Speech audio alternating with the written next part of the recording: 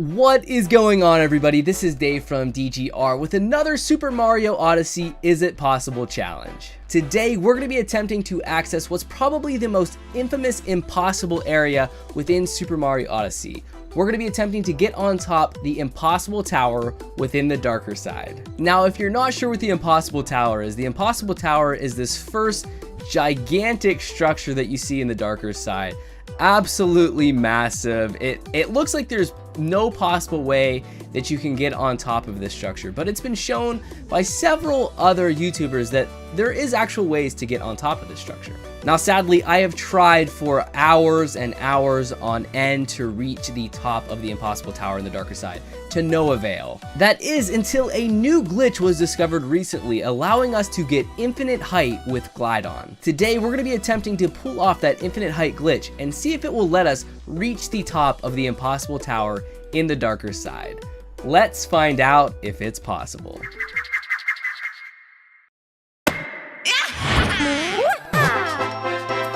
So our first step in accessing this impossible tower in the darker side is getting to Glydon, because obviously we can't pull off the infinite height glitch without Glydon. So let's fly through the darker side and get to Glydon.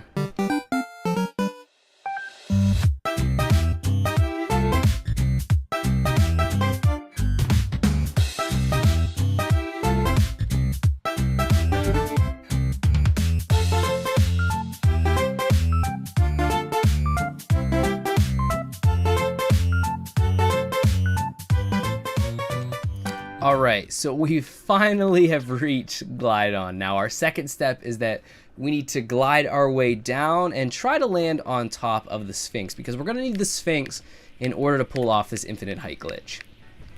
So now that we've landed on top of the Sphinx, we can go ahead and try this infinite height glitch. Now, how this infinite height glitch works is you need Glydon to run off of a slanted object. So in our case with the darker side, we're going to be running off of the Sphinx's head. So as you can see, Glydon is kind of standing at an awkward angle, meaning he's on a sloped surface. So now what we need to do is not fall off Glydon. So once we run off the angled platform, which again is the Sphinx's head, you want to turn Glydon 90 degrees as he's floating. And what you will notice, the 90 degrees is very important, because what you will notice is instead of Glydon flying parallel, you'll notice that he slowly turns upward a little bit. Now that 90-degree turn is critical, because if you don't turn 90 degrees, Glydon will not turn upwards and he will just float parallel and eventually lose height and die. So it's really important to remember that 90-degree turn. So let's give it a try. I'm not expecting to get this first try, but we'll see what we can do here. So run off, turn 90 degrees. Okay. Yeah, that's a fail. Glydon is definitely floating parallel and not gaining height. So that's okay. It's a good start. It was a good first try.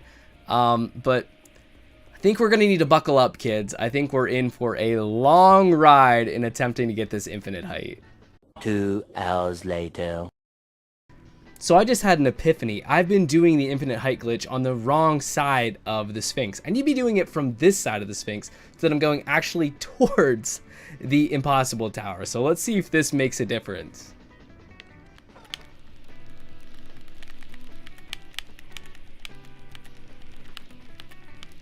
This already feels better. If we even did this first try, I may cry. So we definitely look like we're still gaining height. Dude, we may have gotten this first try. Dude, we may have freaking gotten this first try. Where'd it go? Where'd it go? I don't want to go above it. There it is. Oh. Oh. Oh. Oh my gosh, we finally did it. Oh my word. You guys have absolutely no idea how long I've wanted to get on top of this structure. Since it was theorized that we could get on top, I wanted to find any way possible to get up here. I didn't care if I was the first, I didn't care if I'm the last, I just wanted to make it up here, man. And then when people started to actually make it on top of this structure, and we found out that it was possible, I spent so much time trying to get up here and failed so many times, so many hours wasted trying to get up here. So this just feels so freaking good that we finally made it on top of the impossible tower. Now sadly, once we're up here, there's really not much that we can do. There's no hidden coins. It's been explored in its entirety by many people at this point, but oh my goodness, like I said, it's so cool to finally make it atop the impossible tower. So there you can see down below, you can see, well, can't really see anything there. There we go. You can see the pipe where you enter the darker side. Oh, it just feels so good to finally do this, man. It's funny, I probably wasted a good hour-and-a-half attempts of trying to gain infinite height, only to be doing it the wrong way and going the wrong direction. And then I try to change my direction on the Sphinx, and we get it first try, of course. It's fascinating to me that the developers didn't put anything up here like a stack of coins or anything like that.